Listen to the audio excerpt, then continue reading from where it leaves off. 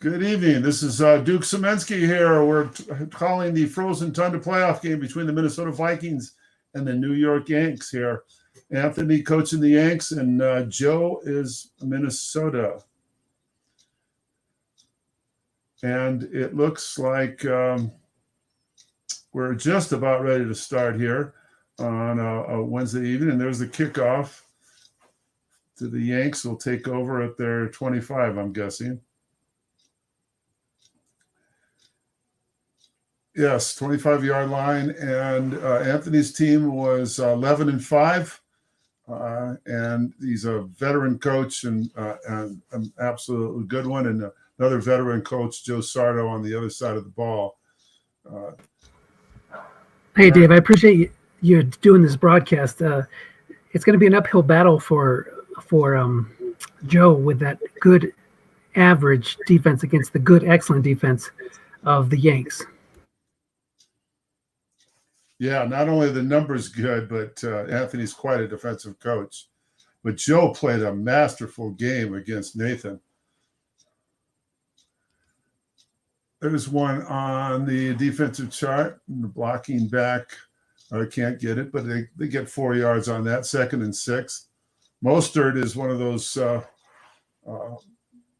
big chunk guys. When he gets a big one, he can roll it off. You've got him in one of your leagues, don't you, Dennis? Yes, I do. Right.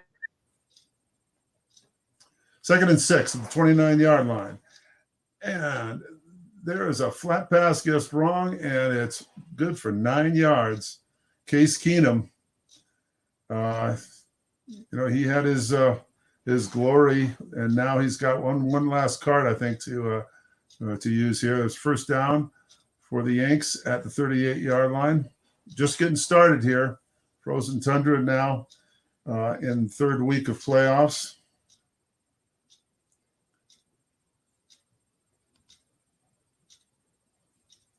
Keenum, the quarterback, he's got Mostert, and Fuller is dangerous. And there was an off-tackle play that was good for 4 yards. Onside tackle made the block, and 4 yards picked up. Now it's 2nd and 6. Fuller's dangerous on one side. He's got the 6 on him, and Chark has the 5 on him at the cornerback. Josh Hill is guarded by a 4, and the other tight end, Disley, has got a 4 linebacker on him. 2nd and 6.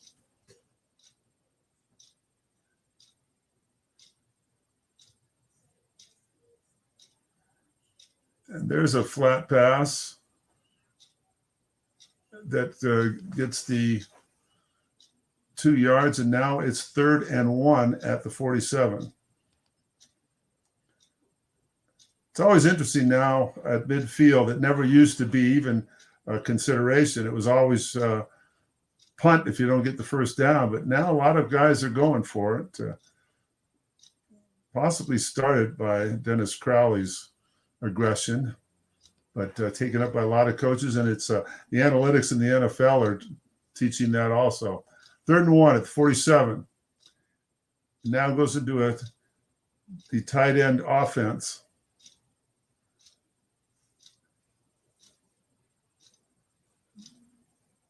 There's the flat pass, but it was nailed for -2 yards on a guess right call. Mostert couldn't get away, and it's 4th and 3. And now I think it is punting time.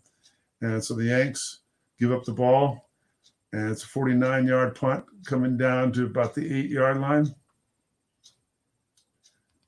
Usually you try to run it back from here to get a little space.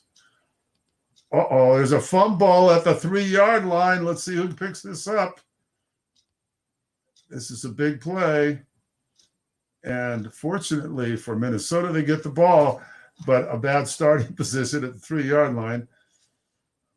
1st and 10 for Minnesota as they fumbled the punt, but were able to recover, lost a few more yards. Real dangerous start here for Joe. But he's got the ball back, 11:42 to play in the first period. He's got Robinson. You got to question why he was trying to return it from that deep. Really? Well, the 8-yard line, you usually try to You're not going to, if you let it roll, it's going to, chances are, it could get you pinned inside the 2. Well, he's at the 6 because it was fumble -3. But Oh, still, was it 6? Yeah, I was just looking at the graph. We're talking about the 8. Yeah, the 6. Yeah, maybe you do let that go. and Erickson's not a great punt returner. No. There's a 10-yard flat pass on the X dice, and it's a first down. And now Joe's got a little room here at the 13-yard line. Robinson guarded by a 6, and the left corner is also a 6. So there's your excellent defense. When they put 6s on the wideouts, Dennis, it's clamp down time when the long ball usually. There's a little look-in pass to Carson. Joe likes to throw to Carson a lot. Only gets 1 yard, so 2nd and 9. Carson's got a good running card, but kind of a little known for his fumbling.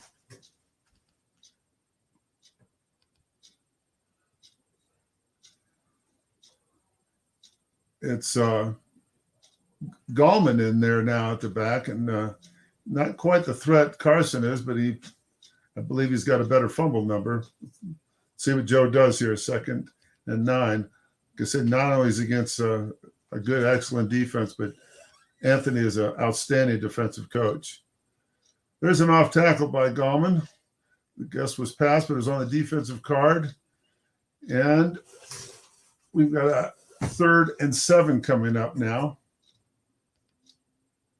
At the 16-yard line for Minnesota, we're 9:54 to go. Still first period. If you're just settling in with us, it's the playoff game for Frozen Tundra with the New York Yanks hosting the Minnesota Vikings. Vikings were 10-6 on the season, but they beat the powerhouse. Nathan Baylor led, what is his team? The Houston Texans, Dennis?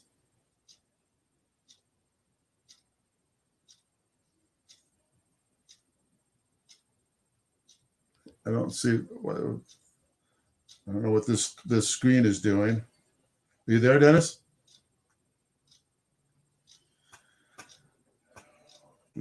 Let's see if I can figure anything out here. I can't see.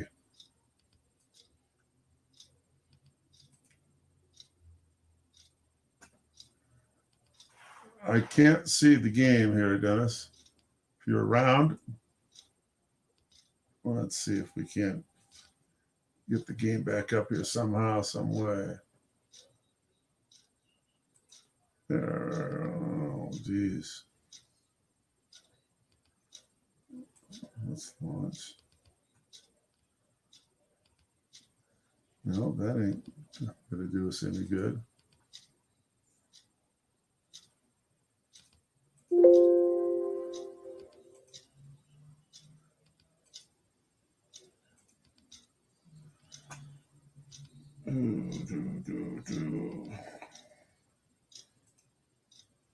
That's not good.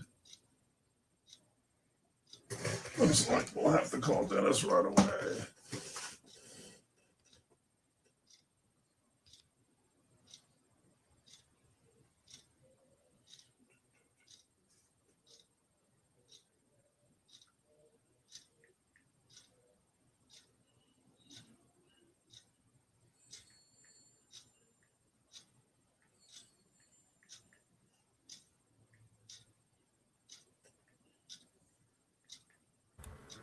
Hey, Dave, sorry, I blocked the game there for a little bit. Oh, okay. I was just texting you, telling you the game disappeared. Okay, so did we lose anything here? Yeah, it looks like we've got Anthony at 4th and goal from the 6, and we'll have a field goal, I believe. That's why you should have the game up on your machine too. Like you could not just worry about watching on mine. Then you can't like click on things and look at things when you're just looking at my screen. So I can put it on my game too, huh? Yeah, you can still broadcast it the same way. I mean, the broadcast is set, but that way by having it on your machine, worst case scenario, you at least have a radio call of what's going on. Yeah. Well, let me see if I can do that. So I'm trying to see what you missed. Where did you wind up? when I blocked it with my file explorer. I was Joe had the ball, and then all of a sudden Anthony had the ball when we got back in. It looks like a strip sack by Minka Fitzpatrick. He stripped Dak Prescott and recovered the ball. Okay. Then 6-0 and -2. Okay, so now I just put the game up on my watch thing, and then I can come back to you here, right? No, just leave it on yours. You can broadcast it from your game screen. Oh, okay. Yeah. That would be probably a little easier. Okay. Yeah, that looks much better. Okay, so we got 3-0 score here. A 3rd and 14 for the Vikings at their own 20-yard line, and he might come out with these 4 wide receivers. I'm not sure. I've seen him throw to Carson flat even on 3rd and long. We'll see. Carson stays in there. 6 minutes to go, first period. 3-0 Yankees.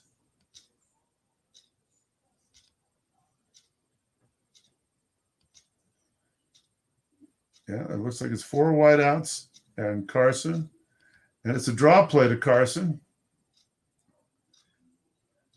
And that does nothing. 3 yards will not help the cause. 4th and 11. And Long comes in with a punt that's not very long. And the Yankees will take over at the 28-yard line, leading 3-0. Mostert still the running back. Chark and Fuller still the wideouts. The 2 tight ends set.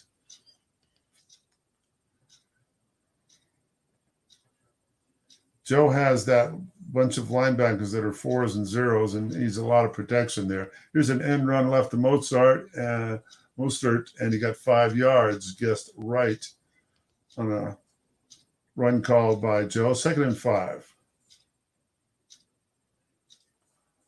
Still 4:30 left in the first.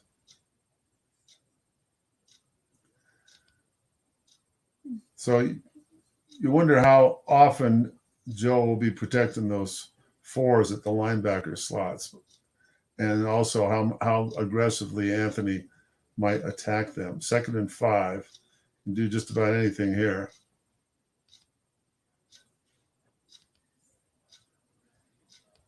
Now he goes to the standard blocking back set at 2nd and 5.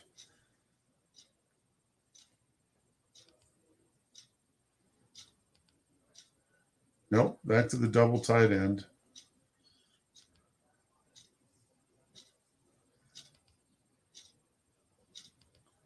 Like I said, Mostert has a pretty chunky card.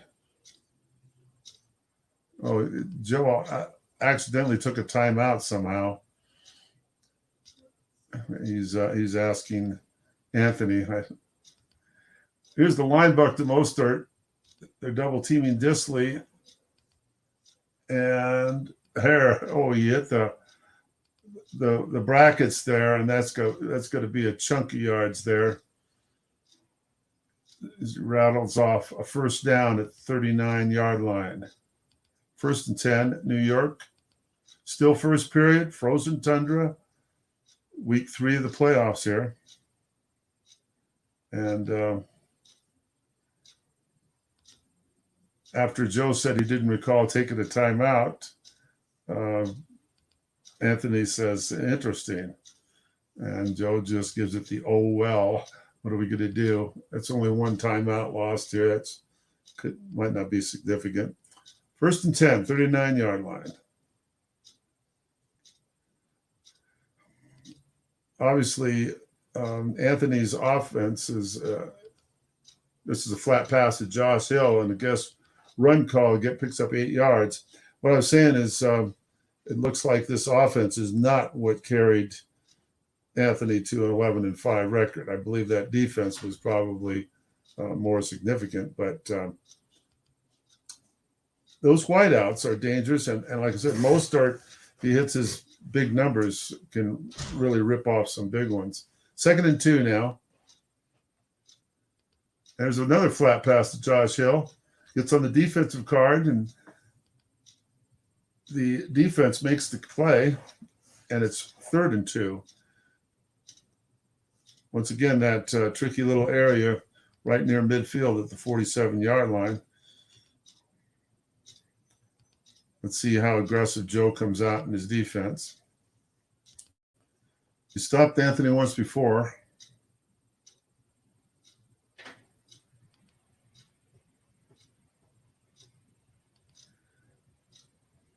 And it looks like the tight end offense, which is a little superior to the run. Not having that wide out threat on one side is always kind of interesting. Ham having the blocking back with his 5.4 rating is significant on this play. And he goes off tackle with Mostert, and it's a pass call, but it goes on the defensive chart, and the defensive end cannot make the play, and it's first down Yanks at the 44-yard line of Minnesota. 3-0, still first period.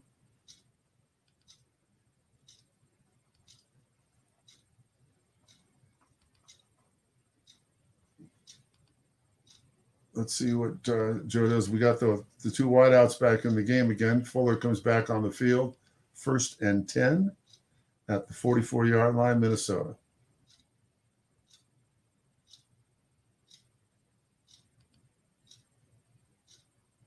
There's a flat pass to Josh Hill. That's 3 lately. Guess right, 6 yards. Keenum hits him, and it's 2nd and 4 as Anthony creeps into scoring range.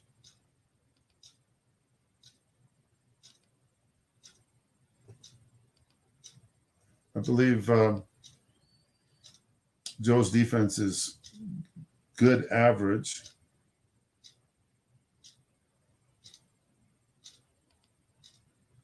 Second and 4. Howard now in instead of Mostert, conserving some carries maybe because Mostert doesn't have a bunch. And here's an off tackle by Howard. Guess his run. It's a defensive card, and not going to get much there. 3rd and 5 now, 39-yard line. Mostert has 10 fatigueless carries left. Anthony comes out in a 3 wide receiver set as Corey Davis comes on the field. He's guarded by the 5. Fuller's got the 6 on him, and Shark now has a 4 on him. So the matchups are a little different for Joe here. That dangerous wide receiver Shark only has a 4 on him. 3rd and 5, and Mostert always a threat. He can catch the ball too, and he's got a 4 defending on him. So 3rd and 5, and it is a look-in pass to Fuller. There's somebody there. It's on the quarterback's card, and 5 yards for Fuller. Makes the play in the first down, 34-yard line. New York gets a first down, and now definitely within field goal range. 36 seconds left in the first period.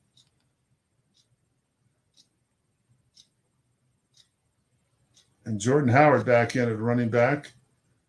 Fuller and Chark are the wideouts. Hill and Disley the tight ends. Let's see if Anthony just continues to pound the ball there on the defensive line.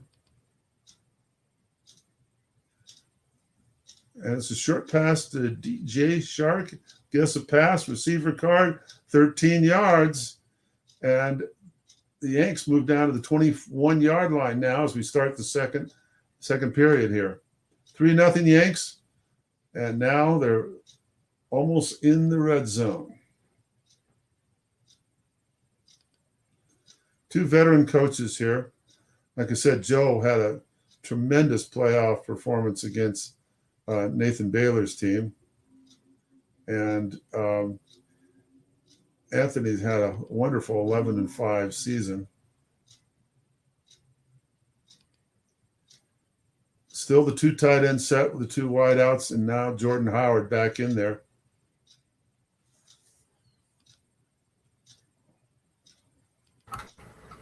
There's a short pass to Chark, and Joe guesses run. Receiver card, dangerous 17 yards for Chark down to the 4. First and goal at the 4-yard line.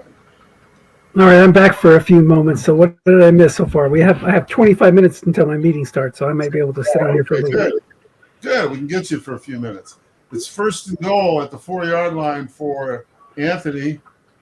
Completed a couple of short passes, had a few dink and dunk and run drives for first downs. And, I was going to say one of the advantages that the Vikings might have is that they have Dak Prescott as opposed to Case Keenum. But Case Keenum, 8 of 9 so far for 61. He hasn't had too much of a problem moving the ball. No, he hasn't. Just run right, 0 yards, second and goal at the 4. And that's a short gain, guess strong. So nice call by Joe. Yeah. But when you have that big of a discrepancy, average pass defense versus excellent pass defense, you really need to have a lot of luck go your way to win that game. Yeah, that's a pretty big gap there. If you can hold them to a field goal here, that would be a big win.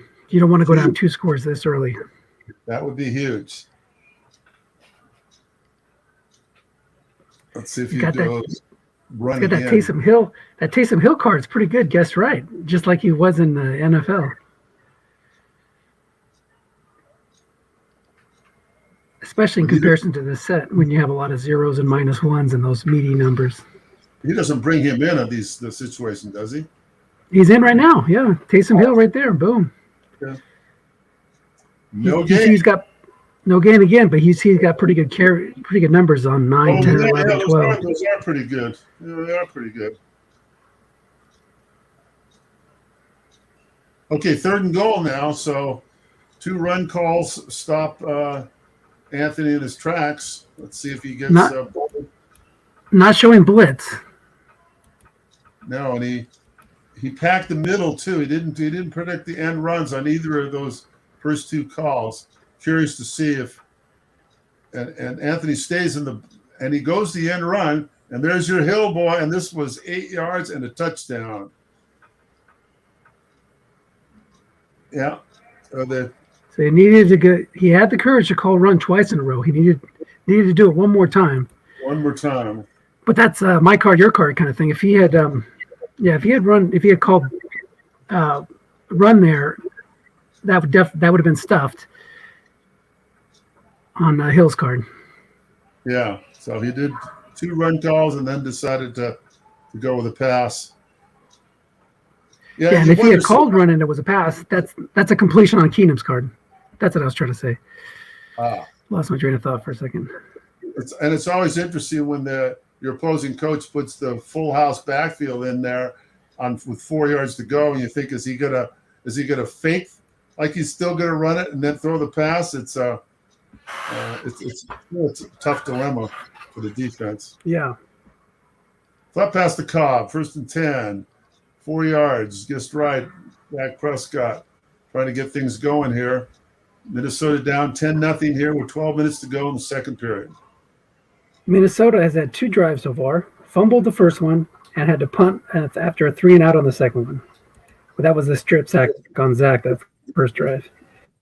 So they really need to put them together here and get going. Yeah, something. Move into Yank territory at least to get this field change around. Looks like this. Another sack, and it's another fumble. Oh. This time Minnesota gets it back. Yeah.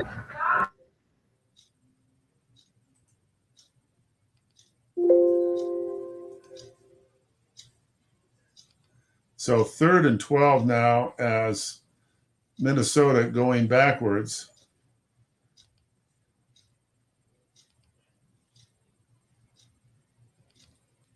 That was a pass intended for Cobb, I believe.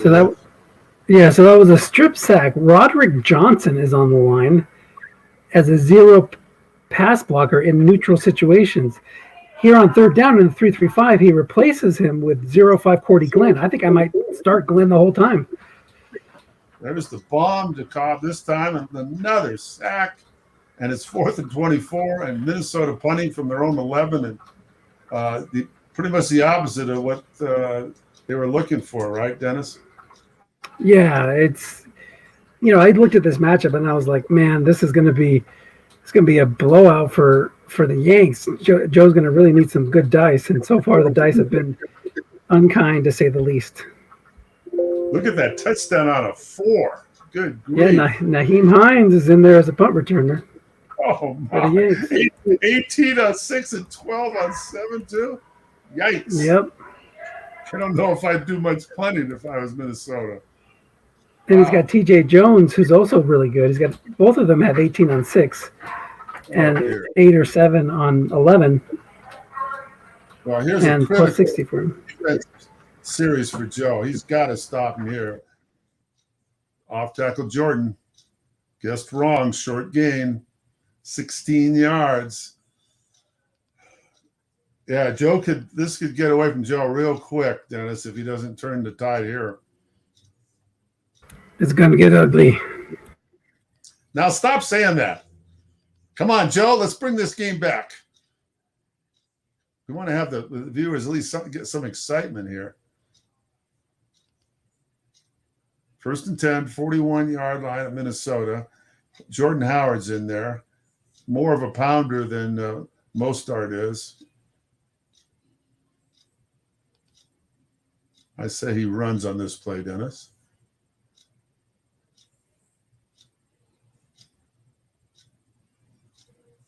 And he goes off tackle Jordan, but Joe calls pass. Another guess wrong, and 5 yards for Howard.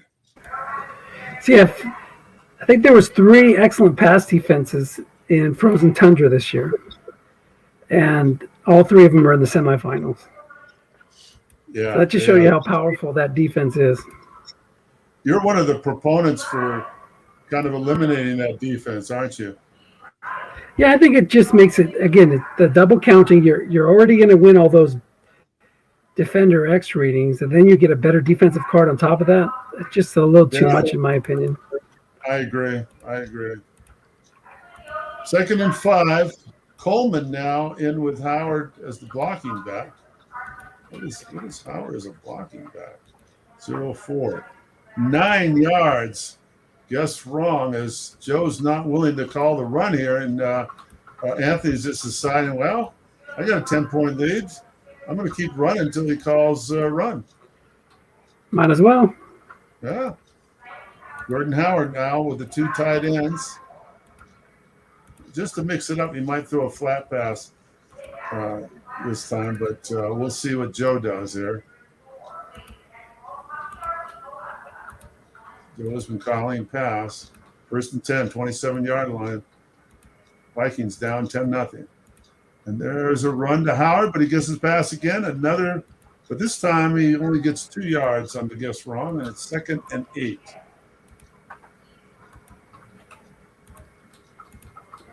That's at least 4 straight pass calls for the Vikings. 25-yard line. Good field goal situation here. 2nd and 8. Coleman now, the running back, with the 2 tight end. Well, we're not known for his pass blocking, so maybe it's a run play. Once again, Anthony's waiting to see if Joe's going to ever call run again. This time he calls run. There he does. And zone by Vikings, and it's incomplete. 3rd and 8. Good counter by Joe.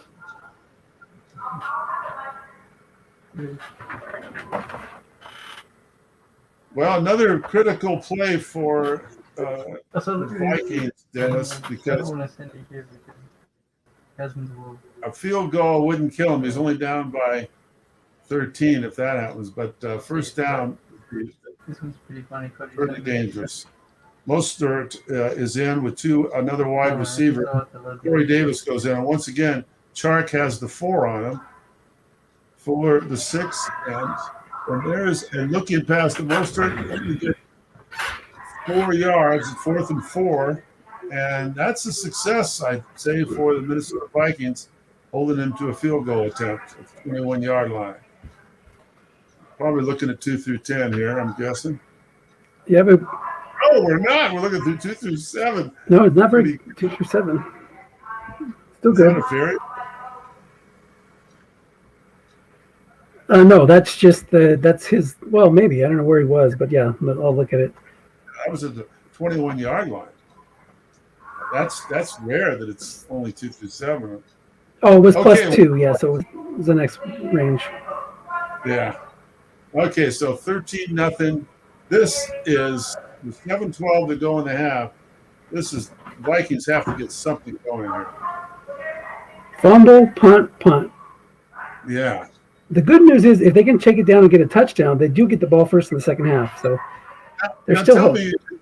Tell me if you can reveal your mentality, Dennis. You're down 13. You've been doing nothing. You're against an excellent defense. Do you think of the bomb in this situation? There's an off tackle for 2 yards. Well, you just need first downs. I mean, you're playing against the excellent pass defense.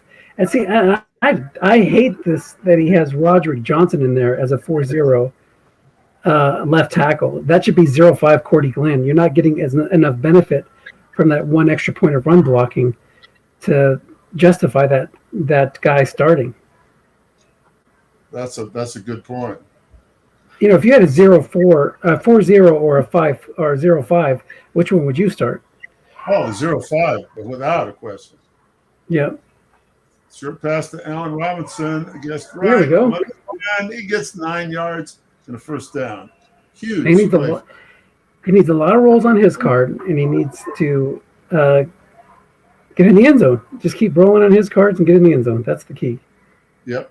Well, I'm just saying, would your mentality be here?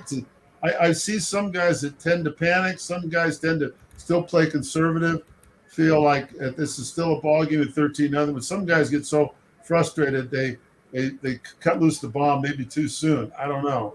There's no right answer there. Well, the right answer is to play to your strengths, the strength of your team. And the bomb is not really Dak's strength. It's decent. It's 5-4 or something like that. Let's see. And then with an excellent defense, it's not a good play. Exactly. There was interception number avoided, 2nd and 10 as he threw the look-in pass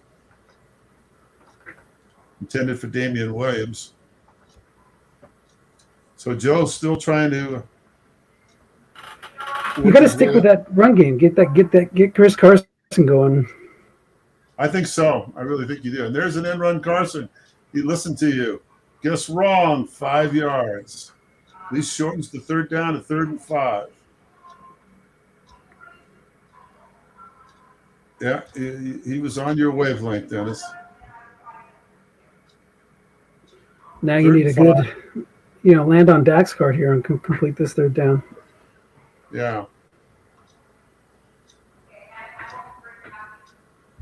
And Cordy Glenn's in the game, so that's good. I'm saying he throws a flat pass to Carson. That's my guess. Okay.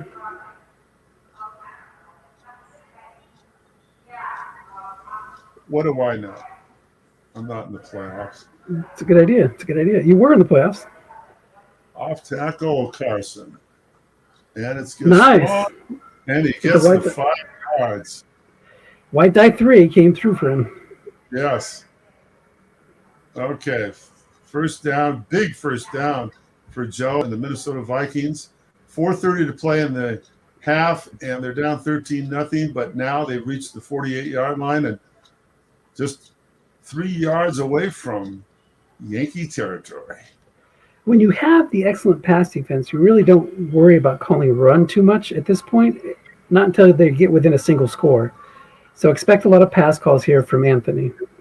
Yep, there was the flat pass to Carson, a play late, 7 yards. And the Vikings are in Yankee territory, 2nd and 3. 3:54 to play, probably 4-down territory, wouldn't you say, Dennis? Until you get into field goal range. I take the points at this point. So as soon as he gets into field goal range, it's no longer 4-down territory.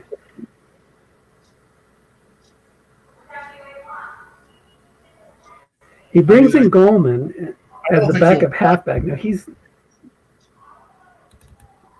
Gallman's restricted to 4 yards of carry because of that rule we have. And there's the end run. That's all he needed. I believe we play with that rule, right? Let's look at the rules. I think so. Low usage running back containment. So it didn't really come up that time because he got a 4-yard gain and his maximum is a 4. He sticks with Gallman. Let's see if what happens there. Boy, I'll tell you, Gallman doesn't scare me. He gets another guest wrong call. It's off tackle Gallman. Pass called by Anthony. Well, he's not bad. 1 yard. Yeah, that would have been good if he would have called a draw. That would have been 18 with a draw and 8 if he went the other way. So if you know your opponent's not going to call run, might as well run it with a draw. Now you got Carson in the game. Now the run call is a possibility. It's hard to make that call though, Dennis. Well, you figure as a defensive coach, the guy's going to be limited to 4 yards 2/3 of the time. So maybe you're not as worried about him. Like you said, you just said you weren't worried about him. That's when you know. Yes. 2nd and 9. Short pass to 4 minutes. And incomplete. Not much of a stalker card there, as he only has completions on 8 and 10. 3rd and 9 from the 40-yard line. I don't think Joe punts from the 40. No, but he's probably not going to run either. I wonder if he might go flat pass here, thinking that Anthony will blitz a little bit. Maybe. He's got He 3 might try to still. Run it with Carson. Could. He's got that 6 center and the 5s on either side. He could try to break and tame. There's the flat pass to Carson. Screen right to Carson. 7 yards. That works. Gets him into 4th and short. 2. Let's take a look at his kicker. He is 2 through 6 and 12 from this range. 2 through 9 from the 32 in. Not when you have Dak and his excellent pass card and Chris Carson is a good runner. And you have good blockers. You got. Hopefully, he doesn't stay full house. There he goes, blocking back, halfback. That's good. 2 minutes to go. The best part about this is it's used up a lot of time. If he can convert this and use it all the time in the rest of the first half. Dennis, why would you blitz here on 4th and 2? Roderick Johnson, 4-0. It's a very possibility. I'd like to throw a short pass on that. I think the blitzing is a fine play. He does throw a short pass. Here comes the sack chance. And incomplete on the dump off. Oh. That's why you blitz.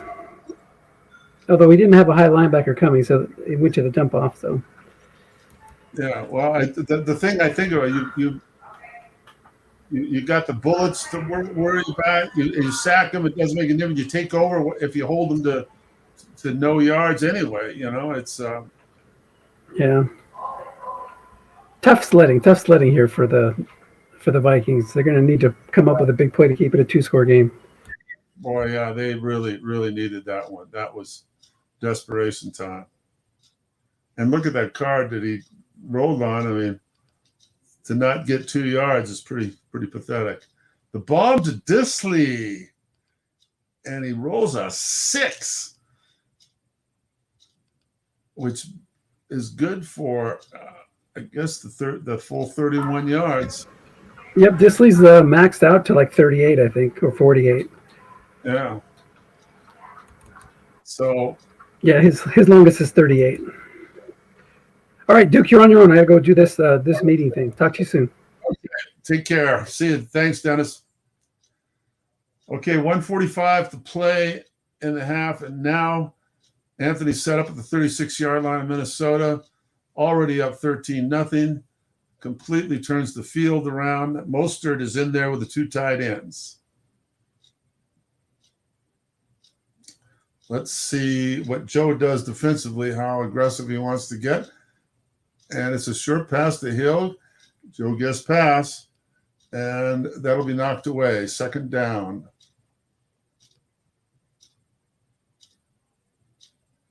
Interesting that with 1:37 to play now, Anthony's not thinking running that clock out and getting another score. He got a little aggressive there and threw the short pass to Hill. Of course, Hill's been targeted quite a few times now. That's about the fourth or fifth time because he's got a 4 on him. 2nd and 10. Coleman now the running back for the Yanks. 2nd and 10.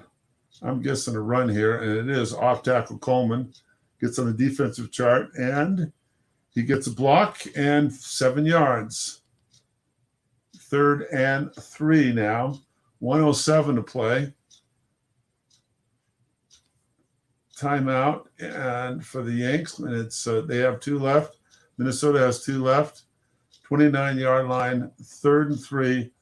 Another important call for Joe here because holding him to a field goal still keeps it technically a 2-score game.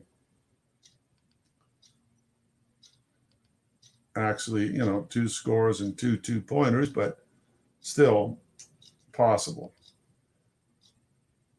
Goes to the tight end offense, brings the blocker Ham for this play, indicating it could be a run. Hill is the tailback.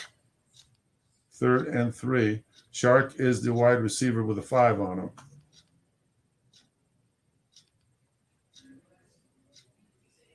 Joe puts 2 in the flat pass and gets pass, and it's a possible interception, but incomplete. So the Yanks went to the flat pass. Vikings went to the protecting their flats and gets the pass. And now it's 4th and 3, and looks like Forbath is going to try another field goal here. 36-yarder. And it is good on a 12. He was 2 through 7, 11 and 12, and he nailed it. And it's 16-0. New York with Minnesota getting the ball with 2 timeouts and 52 seconds left.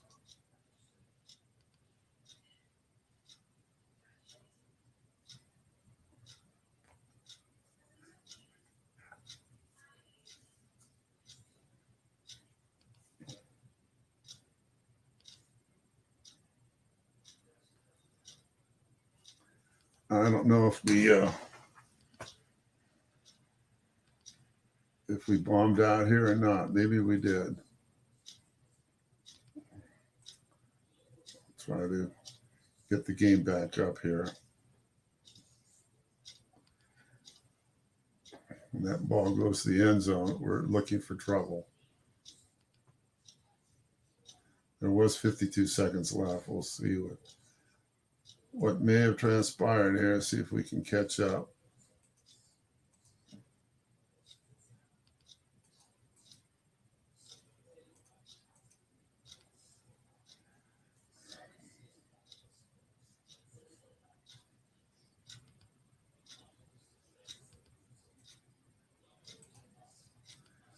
And there's 45 seconds left, and it's our 1st and 10. Minnesota got to the 36-yard line. We didn't miss too much here. Minnesota still has their 2 timeouts left. They're going with 4 wideouts and Carson, the 36. A couple of first downs. They can get into field goal range. Or maybe Joe will try to go the distance here. We'll see. 3-3-5 defense for the Yankees. 45 seconds to play, and the Vikings with 2 timeouts left. It's a flat pass to Cobb. The look-in zone was wide open. And here's a receiver card, but drops incomplete, unfortunately. Cobb couldn't haul it in. 2nd and 10. Now 37 seconds to play in the first half. New York leading 16-0. 4 wideouts again in for the Vikings. Stills and Robinson on one side. This is a short pass to Stills, and it goes to the flat pass for 5 yards, bringing about a 3rd and 5. Minnesota's up to the 41-yard line, and there's 30 seconds remaining. And he got out of bounds, so there's still 2 timeouts left for the Vikings. 3rd and 5. Still 2 wide receivers in there. 3-3-5 defense for New York. Cobb and Moore on one side. Robinson Stills on the other. Carson still in there. And it's another short pass to Stills. And it's a receiver rating. And it goes right between the goodies. And it's incomplete. 4th and 5. 22 seconds to go. And Minnesota at their 41 will probably have to bring out Ty Long to punt and try to avoid that freakish punt return card.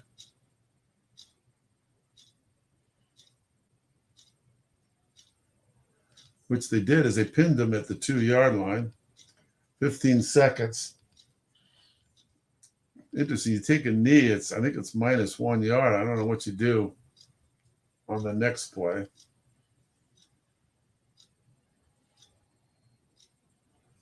3-3-5 lined up for the Vikings. 15 seconds left. New York has 2 timeouts left. Would they try something? Coleman is the back. They're still in the 2 tight end set.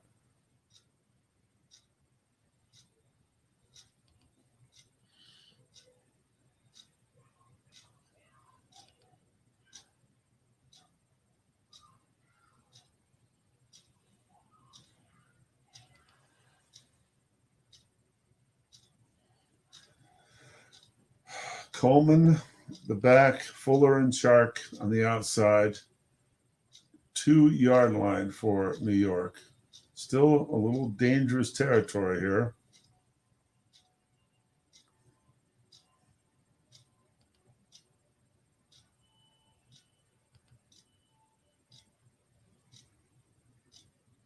And let's see how Joe plays it on defense. So looking past the hill, he's double teaming Shark and Fuller. And 30 yards on the D-dice. The black D-dice gets 30 yards on that play. My. They're out to the 31-yard line now. 15 seconds to play. And that actually ran out the half. So it's 16-0 New York halftime. And Anthony says, Joe, tough rolls throughout. And Joe thinks his players are still on the bus because they haven't really shown up to do much yet. So we'll see how this second half goes. But Joe's going to take a minute here. Joe Sardo, veteran coach, brought this team to a 10-6 record, and he's going against the Yankees 11-5. And more importantly, as Dennis was saying, that excellent pass defense of the Yankees is pretty impenetrable when you go against it with your own average defense. But Joe does have a dangerous offense at times. So, and this game is not totally out of range. Minnesota's going to get the ball first. So put a drive together, and you can get back in the game pretty quick. We've all been in these situations, and just to share my mentality, I always realize that this game, you can score in any given half 3 touchdowns and more. So until somebody gets that far in front, I'm not totally discouraged. I'm just going to go about my pretty much my normal game plan.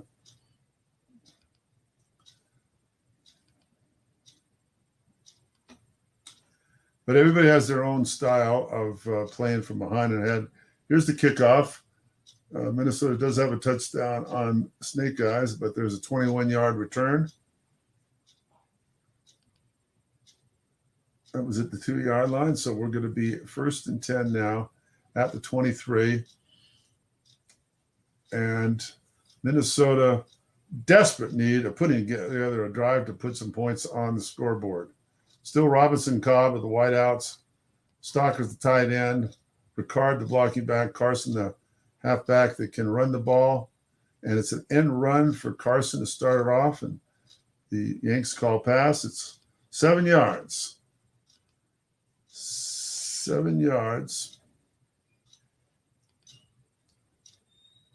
Thinking about a 2nd and 3 from the 30. Damian Williams comes into the game at the tailback with 3 yards to go.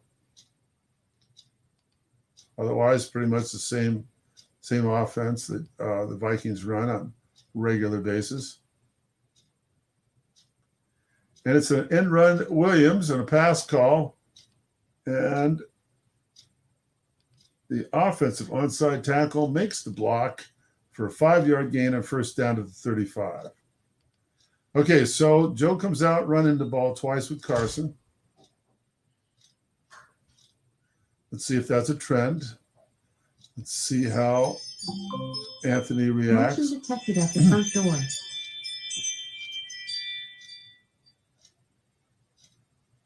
Short pass to Robinson and 13 yards.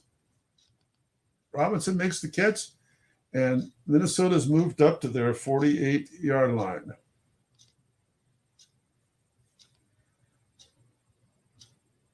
Good start so far for the Vikings here, moving the ball.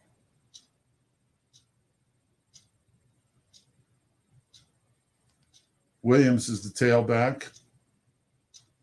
Stalker, the tight end. Ricard is the blocking back for the Vikings. There's an end run Williams with a pass call. It's on the defensive card and 5 more yards. Or it's on the offense card, sorry. Damian's card.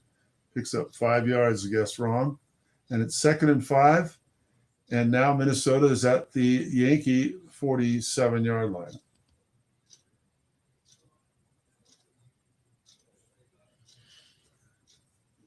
So it's been mostly runs here. Williams is the back still at 2nd and 5. Let's see what he's looking at. He's got 12 non-fatigue carries left, so no danger there. With part of the second half already done. 2nd and 5.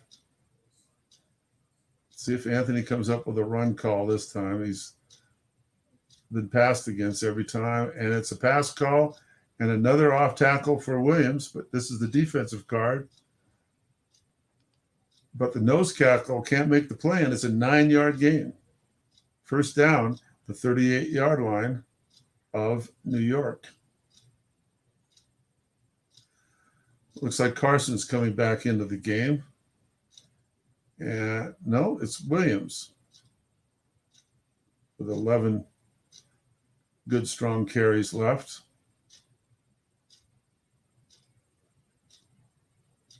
.38-yard line, 11:42 to play in the 3rd. Flat pass left to Williams, guessed right against a 6. And he gets the black die, but it's, blanks out on 7. Williams has a nice card there, guessed wrong, but it's incomplete. Anthony dodged one there. That would have been a huge play because that's going to get him well into field goal range at worst.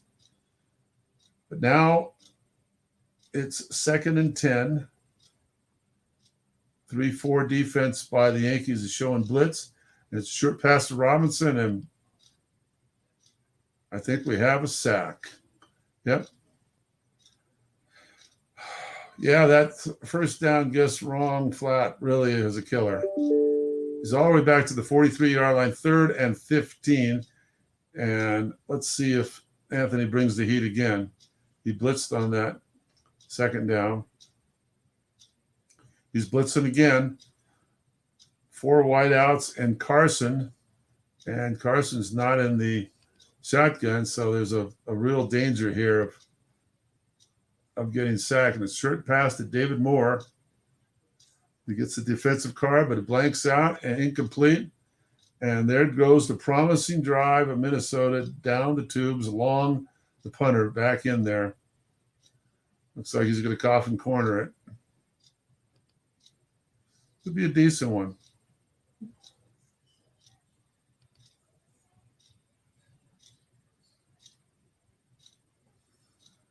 But it's returned, fair catch from the 6-yard line.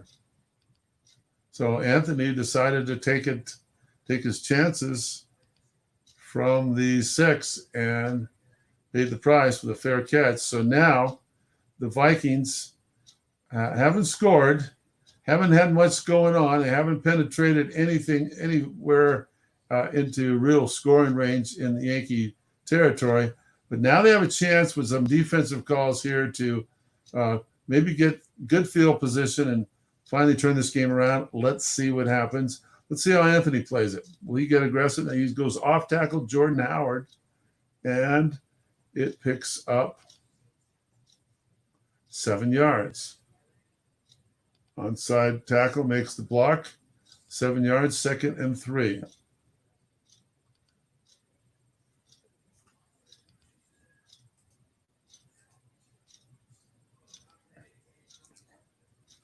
That was Howard's 6th carry for 38 yards. Mostert has carried 5 carries for 28 yards. 2nd and 3. Howard's the back now. 2 tight ends. So looking past the Fuller, but there's 2 men there. But, it was a receiver. Guess wrong. And then Fuller drops the ball. My receiver in autumn wind, Will Fuller. Always gets a great card, but doesn't always play a full season. 3rd and 3. That was a fortunate roll for the Vikings and Joe Sardo. Let's see if we can take advantage of it. Yankees only at their 13-yard line, 3rd and 3. They're going to bring Coleman in there with a tight end offense with the Ham, the blocking back. I'm guessing he is going to run it, but maybe he'll throw a curve at Joe and throw the pass. Let's see. Let's see how aggressive the Yankees want to get here with a 16-0 lead, 9:36 to play in the 3rd. 3rd and 3. And it is the bomb to Disley and a run call by Joe. It's on a defensive card, but he rolls the interception number incomplete. Whoa, what a bold call by Anthony on that one. Whoa. 4th and 3, and the Yankees will have to punt. Wow, what a big set of downs that was. And that was some fortunate die rolls for the Vikings on that one. 48-yard punt. Let's see if Joe decides to return it. He does, but it's a fair catch. Minnesota takes over, good position, their own 39-yard line, trailing 16-0 with 9 minutes to play in the 3rd period. This is still a ball game. As Dennis Crowley was joining me early, and we talked about, it is, I'd say, the underdog here is Minnesota because of the excellent defense they're facing. Here's a flat path to Carson, guess right, going against a 5, and that will not do the trick, and he loses 3 yards, 2nd and 13. But what we're saying is when you have an average defense and you're going up against an excellent defense, pass defense, and you aren't totally superior on the offensive side of the ball, it's an uphill battle. And so Joe Sardo's had an uphill battle. He hasn't had many things go his way. He's down 16-0, and now we're getting close to halfway through the 3rd period. So it's starting to get a little dire here for the Vikings. 2nd and 13. Gallman is in as the back. There's a restricted running back with Robinson and Cobb the outside, and it's off tackle Gallman. Guess wrong, 1 yard. So it brings about a 3rd and 12. The Yankees have been aggressive with the blitz. It's 3rd and 12. Minnesota at their 37-yard line. They bring out the 3 wide receivers. Still comes in the game. And Ferkser, the tight end, comes in, who's a threat to go a little deeper than most tight ends are. Anthony has a 6 free safety that might be sitting back there in the long path zone on 3rd and 12. We'll see. No blitz shown by the Yankees. So it's a short pass to Robinson, and it's incomplete. And we are at halfway through the 3rd period, and it's going to be another punt for Minnesota.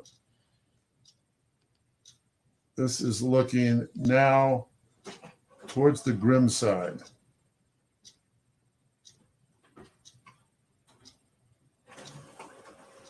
Yankees take over at their 9-yard line. Another good punting situation, though. That was the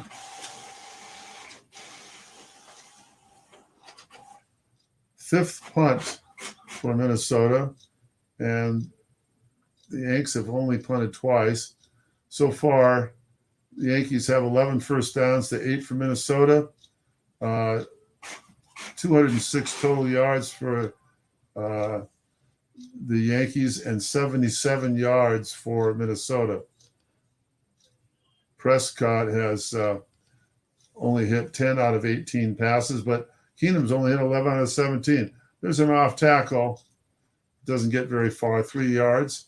2nd and 7 at the 12-yard line. Once again, the Yankees in the shadow of their own goal line, but Minnesota now is a little bit more desperate situation, and desperate times take desperate measures. Let's see what Joe does. 2nd and 7. Coleman is the back. He's still in the 2 tight end set with Hill and Disley. The dangerous wideouts, Fuller and Chark. 2nd and 7. A run call, but it's a flat pass right to Disley with 1 man in zone, and that gets 10 yards and a first down. Joe got aggressive there, put 2 men in 2 of the flat zones, and guess run. Unfortunately, he had the quarterback card come up because no matter what zone he threw to, that was going to be a 10-yard gain with a run call. Good call by Anthony. 6 minutes to play in the 3rd. Yankees up 16-0. And their 22-yard line, 1st and 10. Jordan Howard, the running back.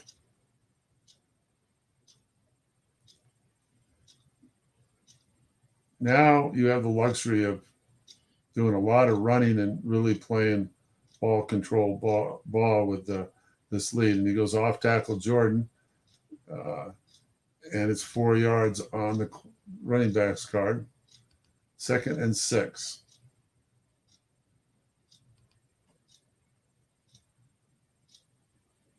$16-0. The 11-5 Yanks.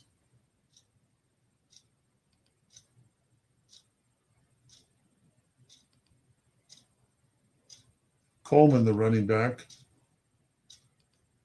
2nd and 6. Anthony mixing up his running backs. And here's an off tackle with Coleman. Gets passed by the Vikings, but it's on the defensive card. And he'll pick up the 5 yards there and make it 3rd and 1. So now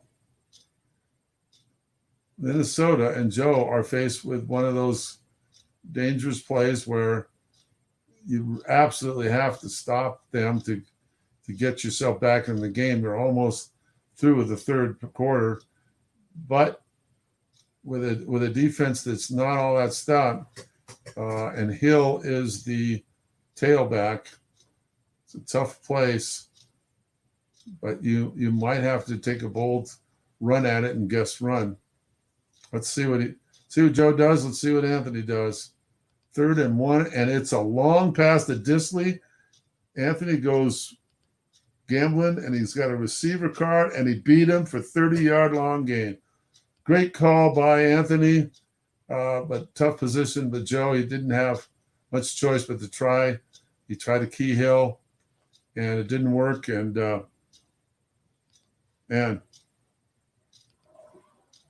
Anthony struck again with his tight ends because he's going against those 4s, and with a potential run call. Not a bad call, but quite aggressive when you're up 16-0 already. He moves now into Viking territory at the 39-yard line. Jordan Howard is the running back now. 4:12 to play, 3rd period. There's a short pass to Hill, but he's double teamed. It's an interception number. Incomplete. Joe needs a big play. That was potentially one. Didn't get the pure double team. Got the interception number, but it was only 2 through 4, and he went to the wrong end of the card. 2nd and 10. Coleman the back. Disley and Hill, the 2 tight ends with 4s on them, where Chark has a 5 and Fuller has a 6 at the wideouts for the Yankees. 2nd 10.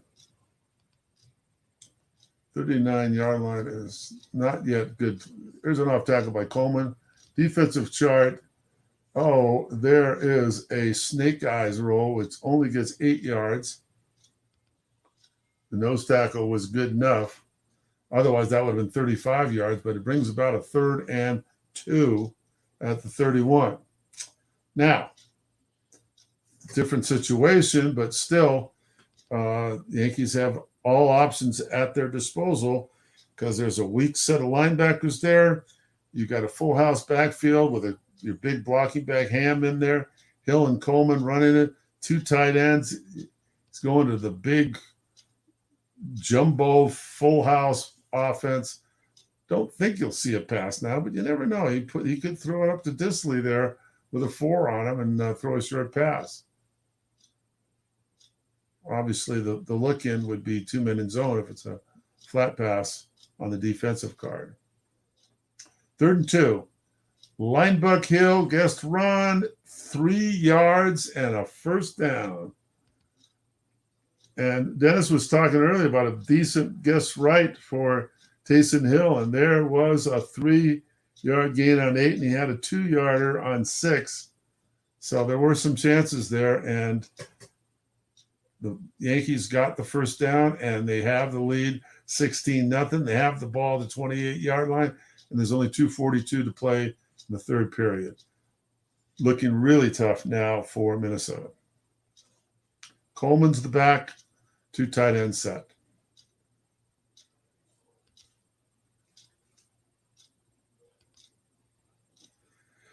Can get to be a helpless feeling sometime in this Strat-O-Matic game. We coaches that have been around a little while have all been there. Off tackle Coleman with a guess a pass and a short gain, 14 yards down to the 14.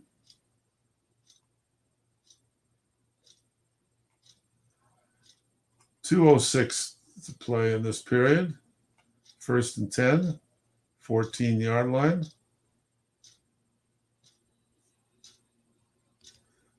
Coleman has 7 carries left and not fatigued, and he's in there on the 2 tight end offense from the 14-yard line.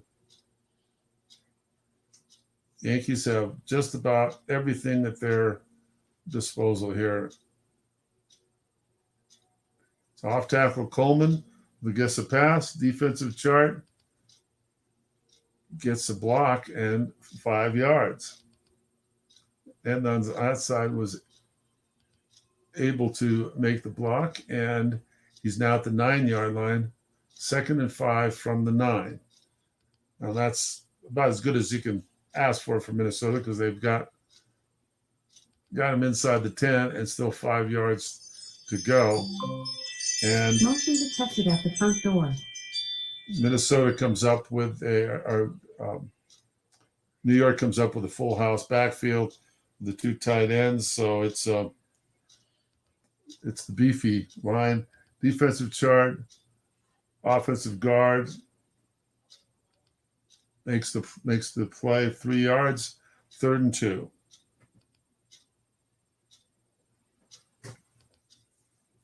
"54 seconds left in the third period. 16-0 New York, 3rd and 2 at the Minnesota 6-yard line. Jumbo backfield again. Anthony is just pounding it down the Vikings' throat right now.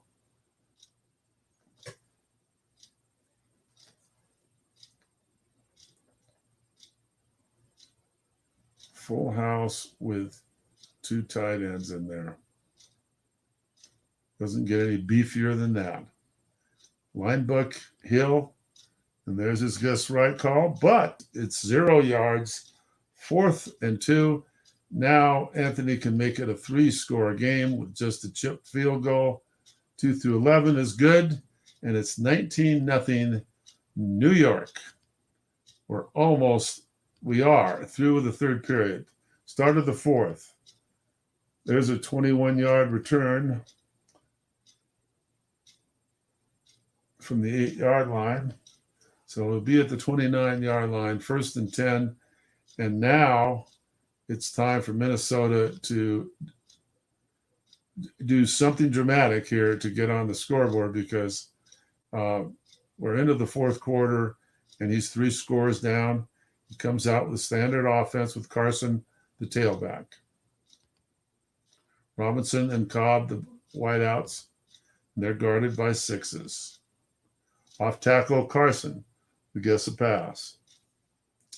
But it's on the defensive card, and the nose tackle makes the play and stops him for -1. And it just gets worse and worse for Minnesota.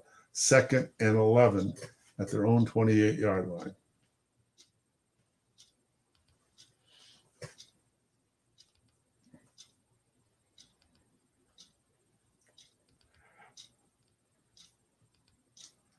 Still Carson, the tailback. Short pass to Cobb. Just right. Goes on to dump the flat pass card, 5 yards.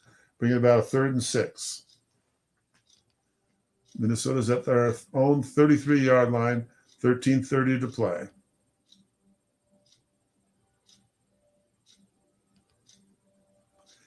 There just haven't been any really big chunk or decent chunk yards for Minnesota. They had a couple of lucky breaks on the defensive cards holding the Yankees, but really nothing offensively. Short pass the first scurs for 7 yards and a 1st down.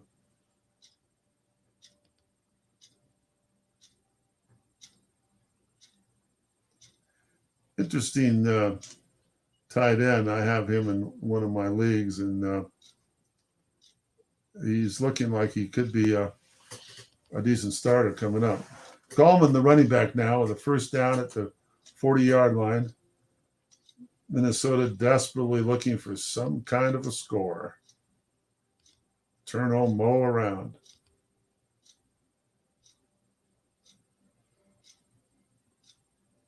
Gallman, the tailback. As I said earlier, the guy is a restricted back and doesn't really worry me much, and he comes off tackle with a pass call, but he hits the defensive chart and stopped.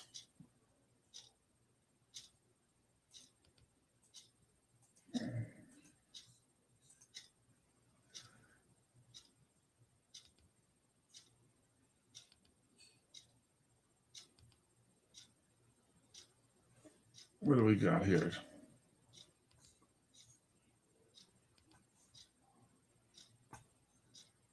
It looks like it's at the, they say it's a 1st and 10. I don't know if my game crashed or not here. I don't see how that was a 1st down.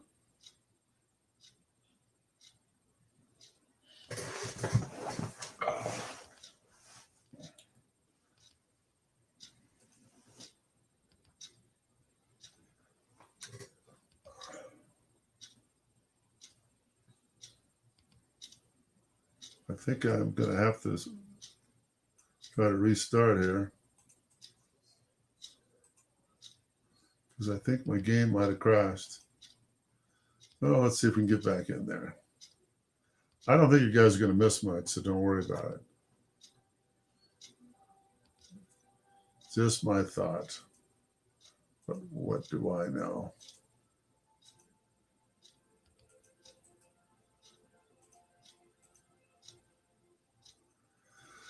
Let's see if I can get back in here.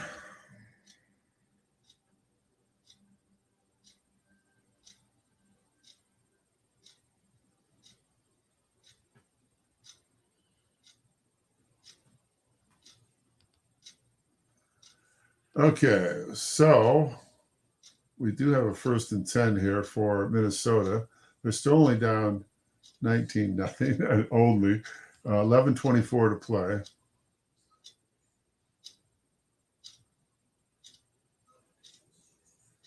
Someone out there knows for sure, chime in. If not, I'll check the rules. There was some kind of a rule discussion just came up. And I have no idea what they're talking about because I was out of the game here for a few minutes. So there's some kind of rule dispute. Just to recap here, where Joe says you can play a 3-3-5 in the 4th. Okay. So there, I guess it was a matter of can you play a 3-3-5 throughout the 4th quarter? And I believe the answer is yes. So that's what the Yankees are playing. And it's a flat pass to Carson on the defensive chart. And it's 4 yards on the receiver rating. 2nd and 6 at the Yankee 42-yard line, 10:48 to play. And so far, this is about as deep as I think Minnesota has been. No, I think they got to the 30 somewhere before, but we'll see. Anyway, 2nd and 6. Carson's still the running back. Short pass to Cobb. And it's incomplete. I mean, you don't look at just terrible rolls and say it's one person's lucky, one's another. But there hasn't been any decent rolls that Joe's had on offense. It just seems like it's one disappointment after another. 3rd and 6 now. He goes with 3 wide receivers from the 42. Carson's the back. He's not in the shotgun, so he can't run him. Stills is the extra one. Looking pass to Ferkser against the 4. And the 4 makes the play for 1 yard. And that makes it 4th and 5 from the 41. And you got to feel that Joe's got to go for it here. I mean, when you throw a look-in pass in that situation against a 4, you got to think you got a decent chance to make that. But nothing decent has happened offensively for Minnesota the entire game. So maybe there's a trend here. 9:54 to play, 4th and 5. And yes, Joe's going for it, and he tries the flat pass right to Stills. It's on the – and he gets the 5 yards on Prescott's card for a 1st down, and they're at the 36-yard line of New York with 9:18 to play. 3 scores down, but can get to 2 scores down with 1 score here. 1st and 10 at the 36-yard line. Carson in there with Robinson, Cobb, the wideouts. Stock at the tight end.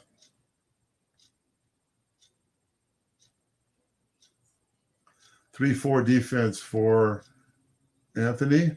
And it's the bomb to Cobb. There's a 6 back there in the free safety zone.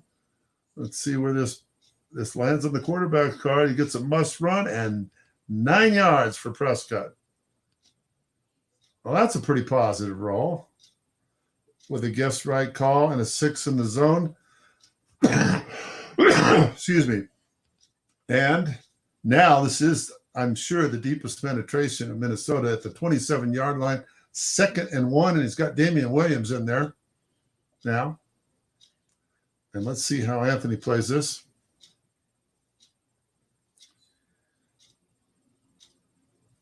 He's got the standard offense there that he's been running the whole game. And it's an off tackle left to Williams.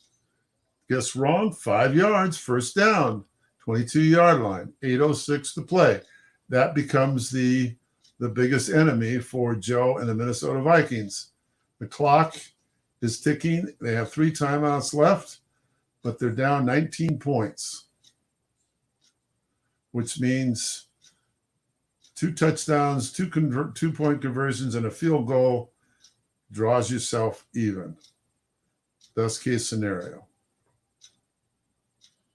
Otherwise, you got to look at 3 touchdowns.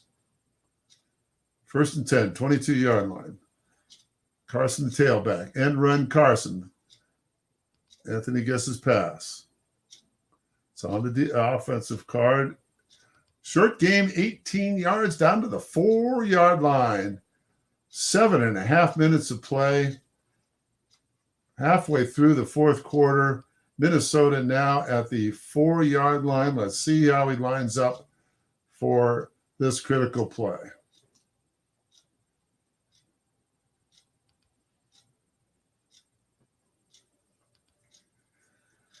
Looking like he's going to have Carson in there, who now is down to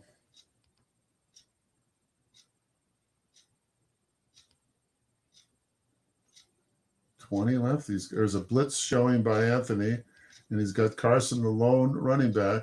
He goes off tackle. Anthony guesses run. It's a guess right. Carson picks up a yard, moves it down to the 3-yard line. Tick, tick, tick, tick, tick, tick, tick, tick, tick. 6:54 to play. 2nd and goal, 3-yard line. And still, Joe's running a one-back offense here, the 3-yard line.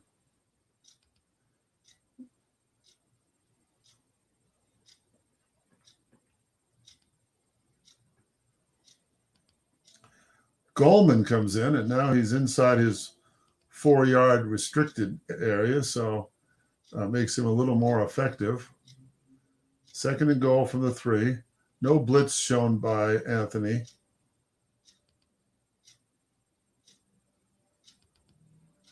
Second and goal. Off tackle Gallman. Run call. Defensive chart. Picks up a yard.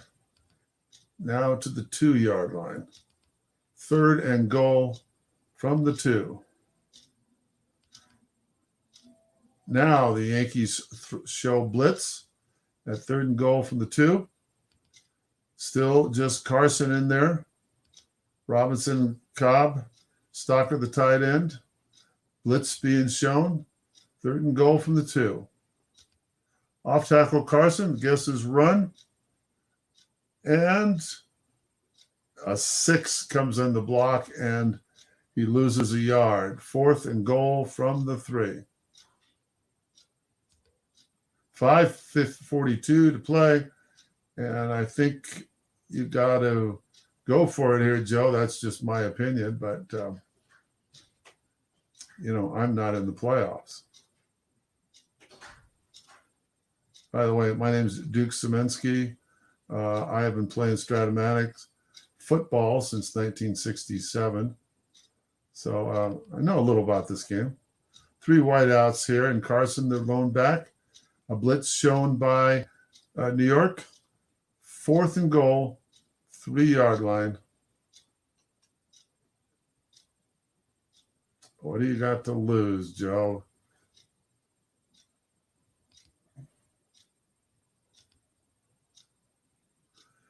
A pass to Stills with a guess of pass.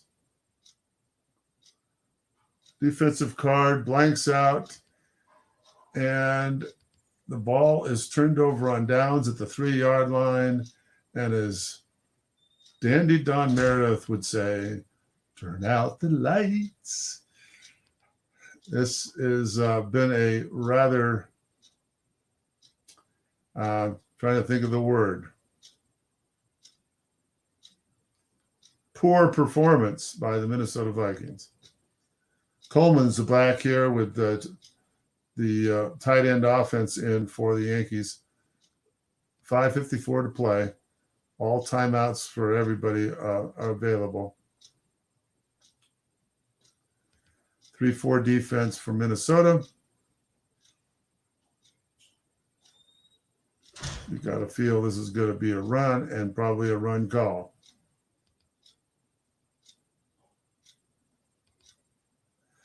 It is an off tackle left with Coleman. Guess right, no yards. 2nd and 10, 3-yard line.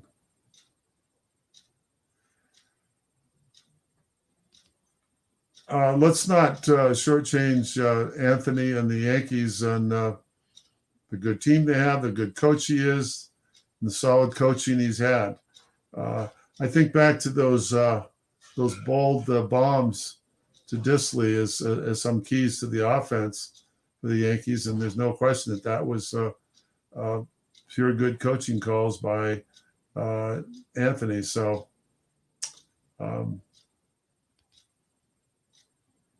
but still, Joe hasn't had much go his way this, no matter what the calls were. Another off tackle play by Coleman, another run call. This time it's minus 2 yards, and we're down to the 1-yard line with 3rd and 12.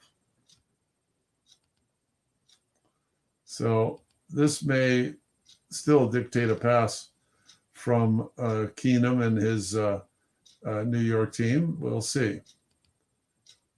3rd and 12. Yankees pinned to their 1-yard line. 4:12 to play. 19-0 New York. 3rd week of Frozen Tundra playoffs. And Anthony's considering punting, he says, but he's going to go with the tight end offense.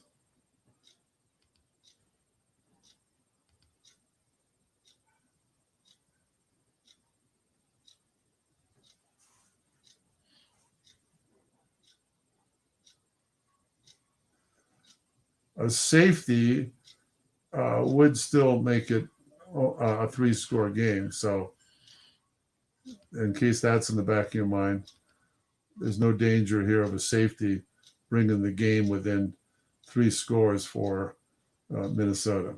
3rd and 12. Coleman's the tailback. Shark is the wideout to the right side. Otherwise, 2 tight ends in there. Let's see what Joe does on defense. Whatever, you got to be aggressive, Joe. So I don't know if that means keying somebody or double teaming somebody, but one or the other. Tight end offense for New York. That's your maximum other than the full house blocking it. It's off tackle Coleman and a pass guess, and it's a short gain on Coleman's card, and 16 yards gets the first down. Not much to say here. Let's take a look at the numbers before you guys leave us. That can probably going to see a lot of people leaving. Strangely enough, the first downs are very close, 16-13, but 305 yards for New York and only 145 for Minnesota.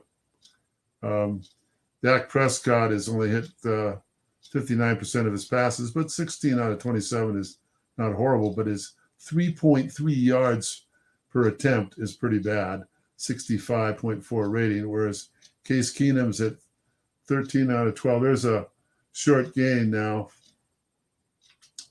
on a short pass.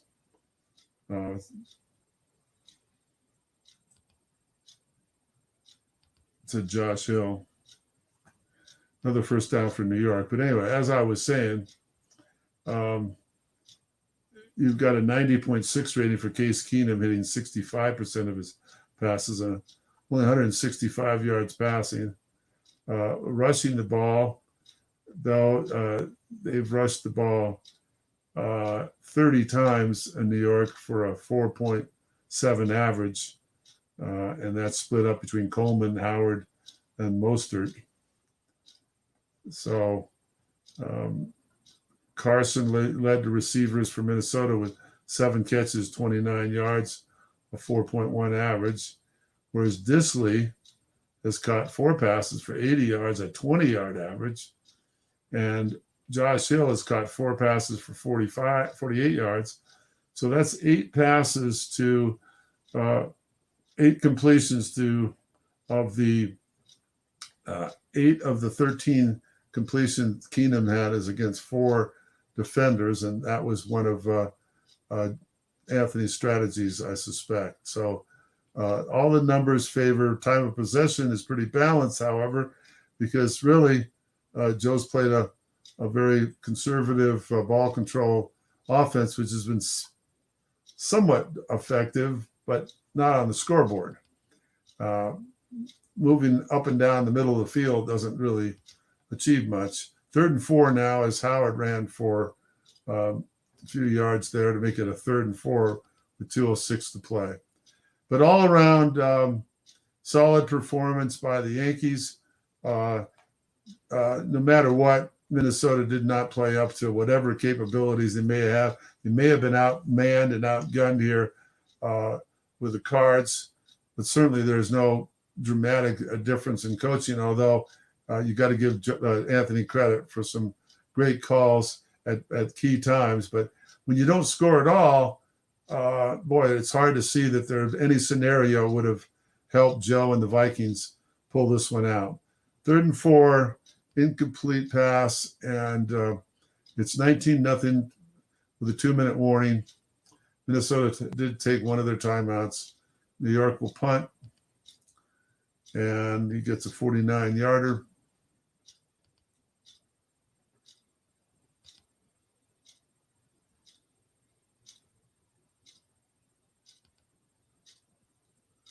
And a 5-yard return.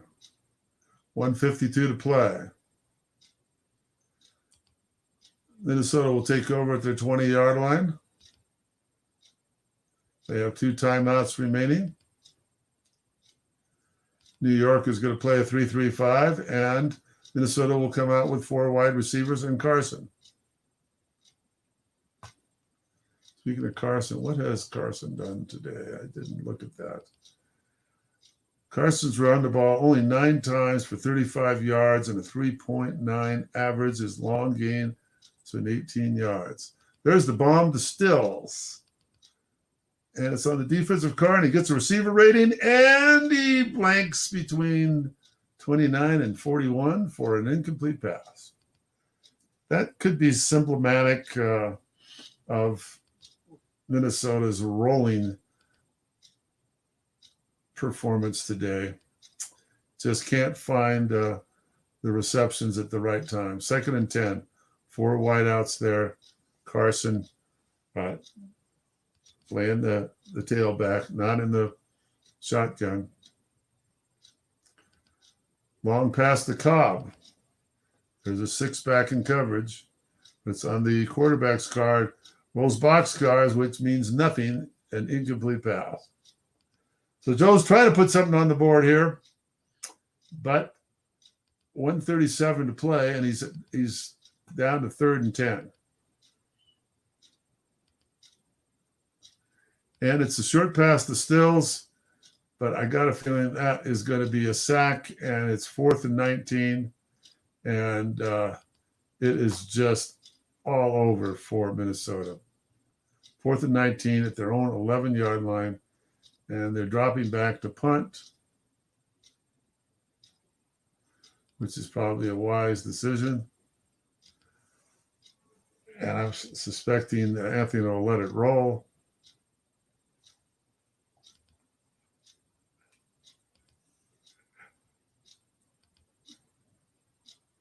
And he does, and he takes over at the 34-yard line. 1 minute to play, and he's going to take a knee, he says. So even with 2 timeouts left, it's pointless for Joe to call any timeout. So I think we're going to see a couple of knees and a New York Yankee victory here in Frozen Tundra's playoff battle. The 11-5 Yankees go to 12-5 now. And Joe Sardo had a good season with Minnesota to the playoffs, had a wonderful victory in his playoff game against Nathan. And this one ends up 19-0 New York.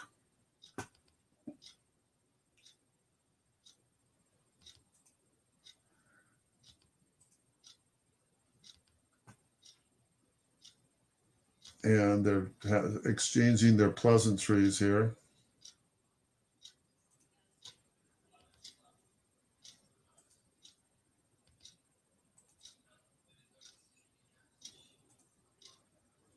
And my thanks to Dennis Crowley for setting me up in this for this game to do the announcing. Anthony Tangora is our winner for the New York Yanks. And Joe Sardo had an incredible season.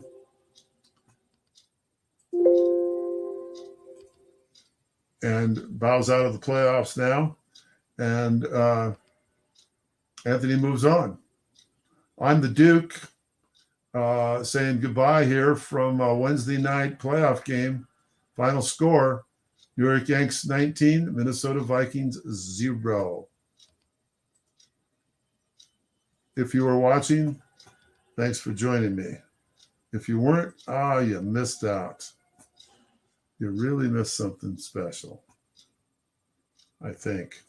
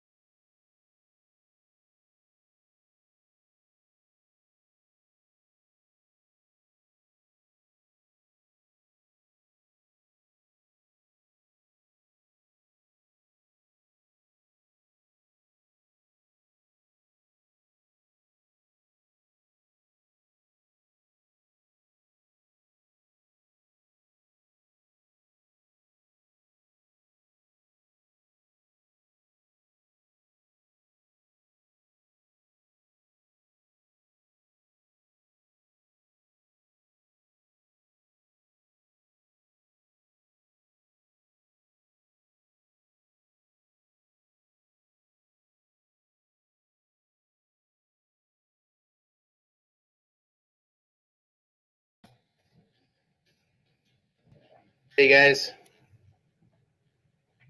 can you hear me? Yeah, I can hear you. It's just me right now because we're doing I'm doing this college prep course with my son, and that's why I had Duke call the game. So he's going to ask you the questions. He's back. You guys talk. Very good. I'm gonna plug in the headset here. Well, thank you, Dennis. I thought I forgot that we might have somebody joining us. Is that you, Anthony? That is me. How you doing, Duke? I'm doing great. Very nice performance tonight, Anthony. Thanks. Got it's one of those games, I think we all know what that's like. There's a handful of games that Strat's gonna make you lose. There's a handful of games that Strat's gonna make you win, and there's a handful of games that are sort of up in the air, right? Well, that's a great way to call it. You're absolutely right. That we've all had experiences on all three of those categories. Yeah, and that's how it felt tonight. Just on D, it just felt like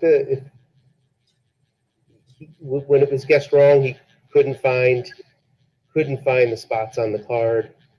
The pass rush, it's interesting. When a pass rush gets home in the first quarter and gets home effectively, it can have a ripple effect throughout the game. And you don't know that for sure because you can't truly get into the other coach's head. But I like to think it does. So when we had that first quarter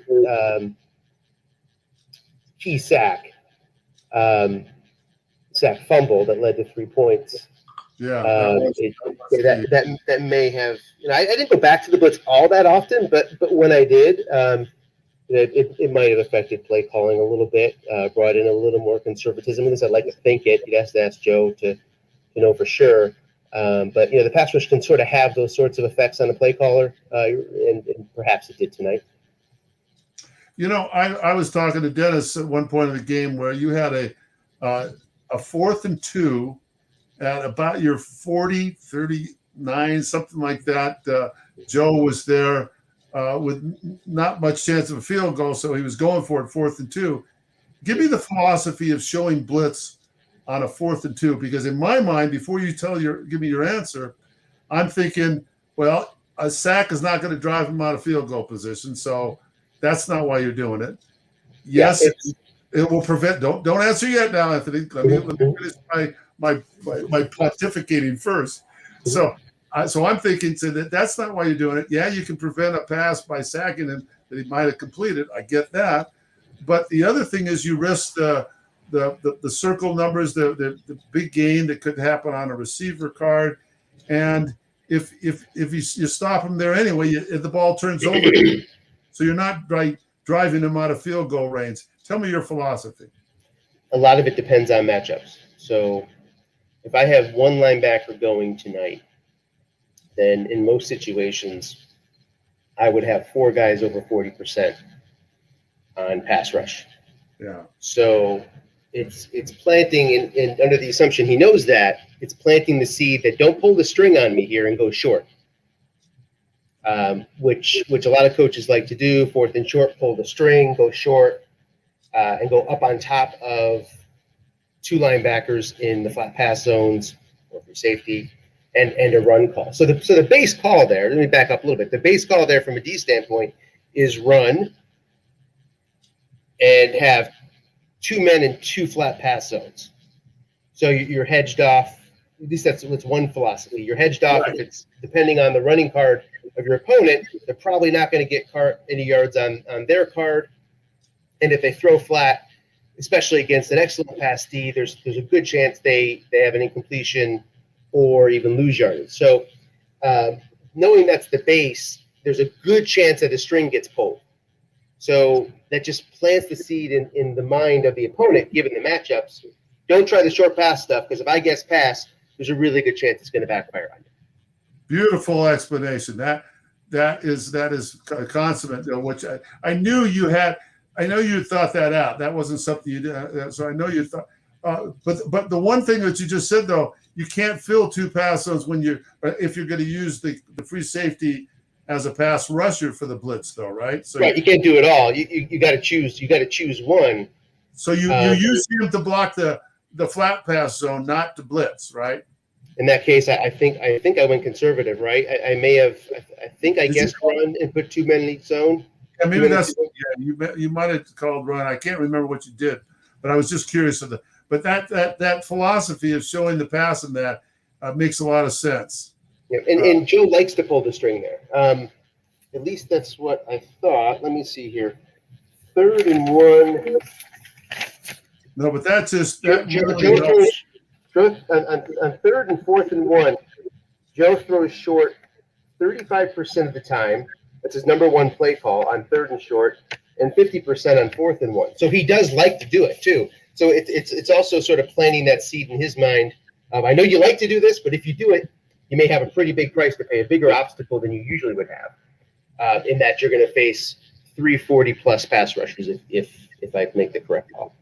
One thing that's really helpful with you explaining that, Anthony, is that in one of our other leagues, we were announcing the games, and the guy that does a lot of the announcing, he hasn't played a lot of Strat-O-Matic football, and he's listening to Dennis, me talk, Nathan talk, and now people listen to you talk and me talk and Dennis talk, because they can absorb some of our philosophies that have played the game for a long time.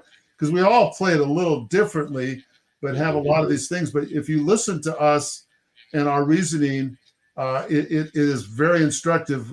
Something you can't just read in the rules, right? That's for sure. And it's when you get to this level, you get to the semis.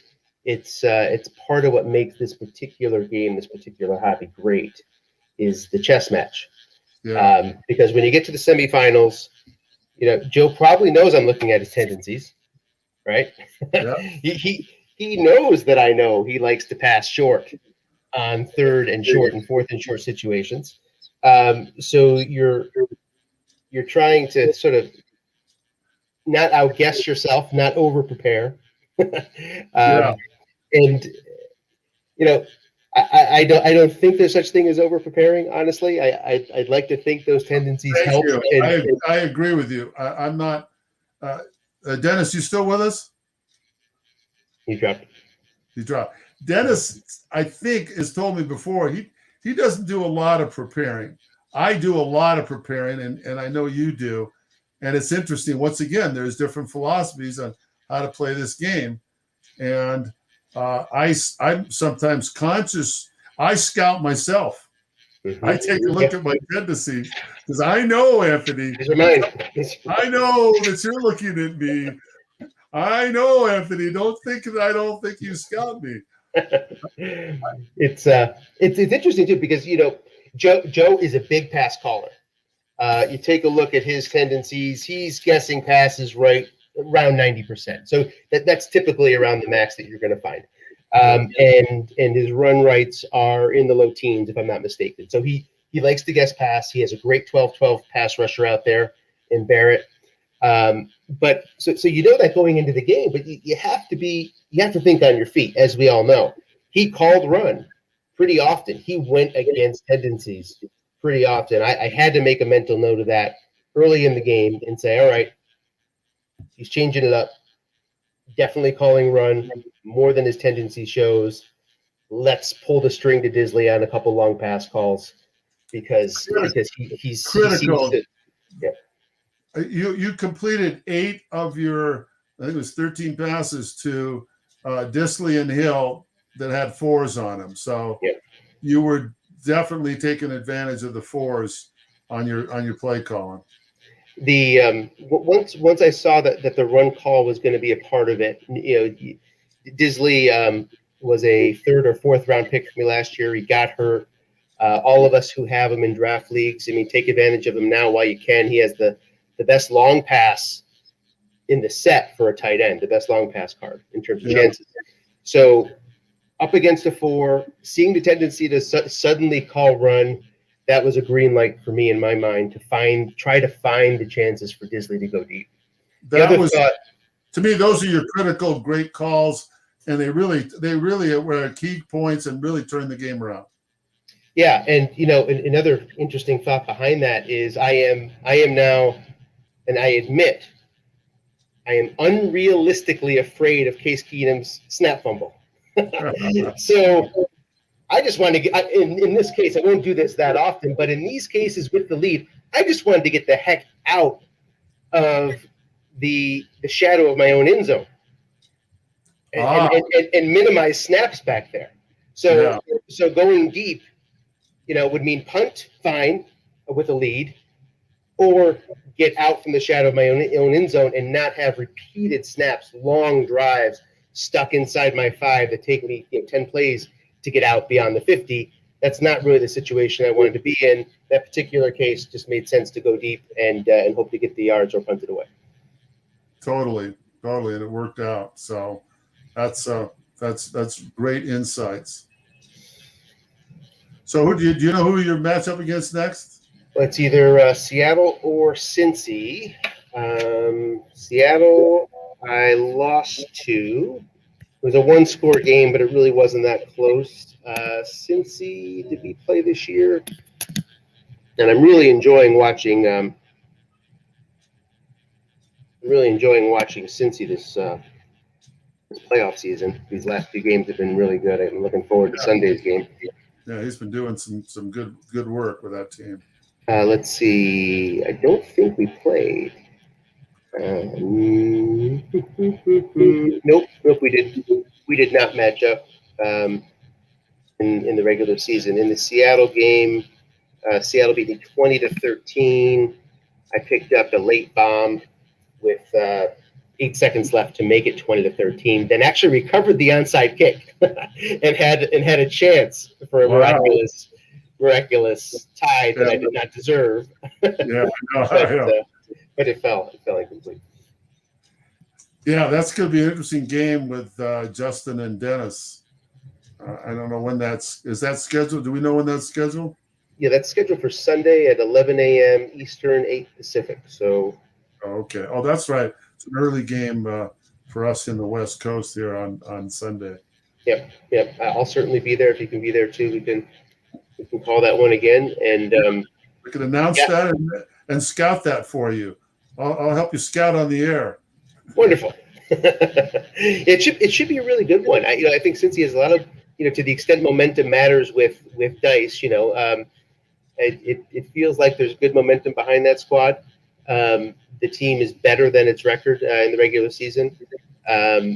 He has managed Wentz, I think, really well, despite snap fumbles in each of the last couple games that since he's overcome in some key spots too. So if he can get a clean game, it should be a pretty good one.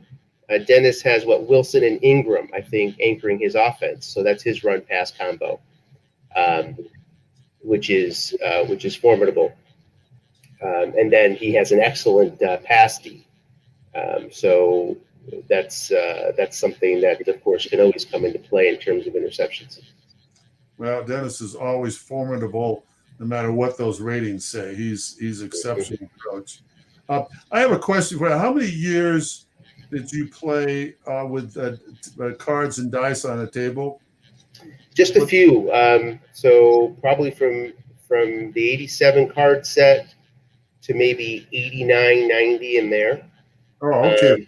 Only like 3 or 4 years, huh? Then played once when I was in DC. I joined a league in college, one league for one season.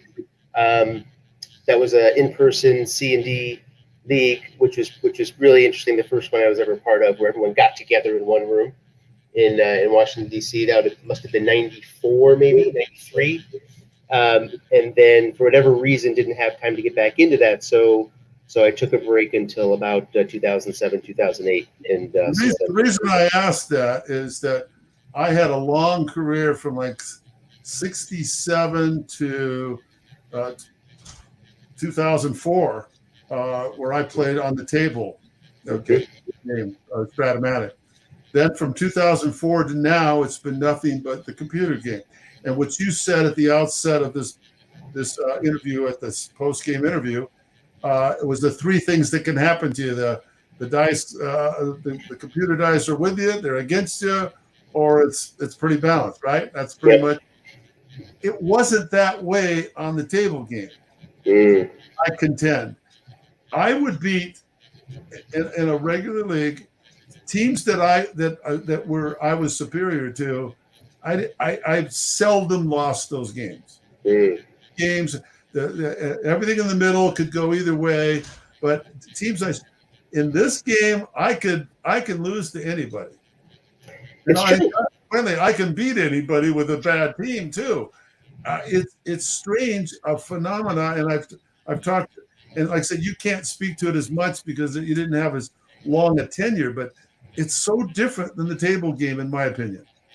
It does seem that way, and I've had this season was probably the most lopsided result. It doesn't matter if I won or lost it, but in one game, my team versus the other, one team outgained the other 505 yards to 179, and the 505 lost. And it's not just the yardage, though, Anthony. It's the rolls. They're all going against you, or they all go for you. Yeah. What is that? Yeah. I need somebody's got to study this for me. It's a phenomena that I swear never happened on the table game. I would love that. I mean, I would love to know, over the long haul of a season, some way to track the dice results. Are your 2s and 12s coming out 36 to 1? Are your 7s coming out 6 to 1? And what was through a season? What was the dice result versus the expected result? And don't you mentally, not that, like I said, I never get down on myself. So no matter what's happening to me, you're not gonna beat me mentally. You can beat me. You can't beat me mentally. But there's times I look at the game and I go, okay, this is going to be one of those games. I'm going to have to deal with it. somehow, some way, it ain't going to change that dramatically. I'm going to have to outcoach the computer, and not just my opponent, but the computer. Do you ever feel that way? Oh, yeah. I felt that way yesterday and the night before. I have Drew Brees in a different league, and am I? Okay. I have Brees in a different league, and his stat lines were just horrendous. I've never. It's like it's difficult to come up with stat lines like he had in his last two games for me in a different league, and it just felt like in those games that there was really no way out for him. It was just going to be this way, and it was. I mean, I'll just pull up one quick one here. Like with Joe tonight, offensively, he just got no roles. There was just nothing he could do offensively. He would get little gains, but no big gains. Yes, and consequently, for a long time, he was keeping up with you yardage wise, time of possession wise. The stats weren't one sided as the game was, but it did. At no time did I think he had much of a chance. Yeah, I think through the first half he had a long play of maybe 10 or 11 yards. Yeah, that was a long one. I forgot that long one. And so that obviously, and then for the whole game it was 18. That Chris Carson short gain to put him down to the 4, which then there was a goal line stand there. But that 18-yard gain ended up being the longest of the game. The longest pass was 15 yards. Wow. For his side, just 31 for Keenum, but he had 2 of them, so those were nice gains for him. But yeah, I mean he got held into a box tonight. Carson has some big gains on his off tackle. I think there's a 60-yard gain there. Obviously, couldn't find that. You don't expect to find that every game, but it seemed like he was just getting 5 yards, but no short gains. Yeah, Prescott ended with 90 yards, which I would guess is probably the season low. He couldn't really connect, on many short passes either. There was one where it was 3 men in my zone, and it found the incompletion on 5, right? And no receiver opportunity. Just the only blank on that 3-man found it. That's emblematic of the game that Joe's offense had tonight. Yeah. Well, congratulations. Still a job well done, well thought out, well planned, and you're going to have your hands full no matter which one of those guys wins Sunday. No doubt about it. I think this is my second FT championship game. Lost the first one. Don't ask me who I played. I think it was 14, maybe 13 or 14, 2013, 2014. Right in there. So this is the second appearance, hopefully the second time to try. We'll see. Yeah. Well, I look forward to calling the game with you on Sunday. I'll try to get up early for you. Sounds good. I'll see you then. But if I'm not there, I'm sleeping, so just go ahead without me. Will do. Should we let Dennis know to shut down the broadcast? I think so, yeah. Okay. Unless he's here wants to add anything. Are you around, Dennis? I just Slacked messaged him. Okay. Let me give him the cue.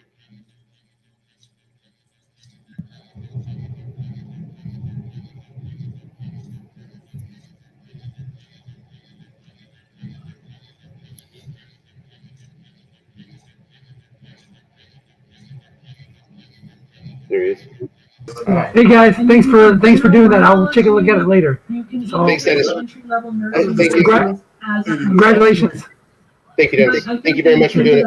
Thank you, dude. Take care, guys. I see classes that would better prepare you.